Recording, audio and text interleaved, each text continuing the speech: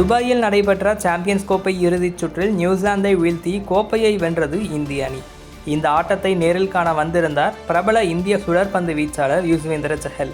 34 வயது சஹலும் அவருடைய மனைவி தனஸ்ரீ வர்மாவும் கருத்து வேறுபாடுகள் காரணமாக விவாகரத்து பெறுவதற்கான முயற்சிகளில் ஈடுபட்டு வருவதாக சமீபத்தில் செய்திகள் வெளியாகின. இந்நிலையில் துபாய் மைதானத்தில் சஹலுடன் ஓர் இளம் பெண்ணும் அமர்ந்திருந்ததுதான் ரசிகர்களிடத்தில் ஆர்வத்தை தூண்டியுள்ளது. சஹலின் அருகில் அமர்ந்திருந்தவர் பிரபல ஆர்ஜே மெவாஷ்.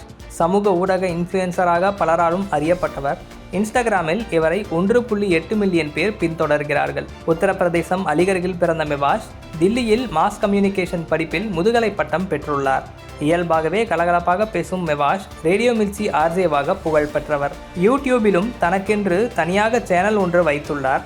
அமேசான் பிரைம் OTTயில் வெளியாக உள்ள இணைய தொடரில் கதாநாயகியாக நடித்து வருகிறார். கடந்த டிசம்பரில் சஹல் மற்றும் சிலருடன் இணைந்து கிறிஸ்துமஸ் கொண்டாடும் புகைப்படத்தை வெளியிட்டார் மெவாஷ். இதனால் சஹலும் மெவாஷும் காதலிப்பதாக சர்ச்சைகள் உருவாகின.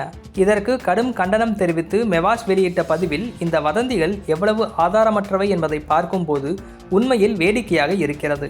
நீங்கள் எதிர்பாலினத்தை சேர்ந்த ஒருவருடன் காணப்பட்டால் நீங்கள் அவரை காதலிக்கிறீர்கள் என்று அர்த்தமா? இதெல்லாம் என்ன அபத்தம் என்று தனது கோபத்தை வெளிப்படுத்தினார். தங்களை பற்றி வதந்திகள் எதையும் பரப்ப வேண்டாம் என்று சஹலும் இது போன்ற ஒரு கோரிக்கையை முன்வைத்தார்.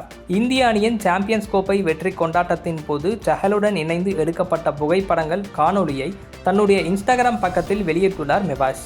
இவரும் சஹலும் இணைந்த புகைப்படங்களும் காணொலிகளும் மீண்டும் வெளிவந்துள்ளதால் இருவரும் நண்பர்கள் மட்டும்தானா அல்லது இவர்களுடைய உறவு அடுத்த கட்டத்தை தாண்டியுள்ளதா என்கிற கேள்வியை எழுப்பியுள்ளார்கள் ரசிகர்கள். இன்னும் 2 வாரங்களுக்குள் தொடங்கவுள்ள IPL 2025 போட்டியில் ரூபாய் 18 கோடிக்கு தன்னை தேர்வு செய்த பஞ்சாப் கிங்ஸ் அணிக்காக விளையாட உள்ளார் சஹல்.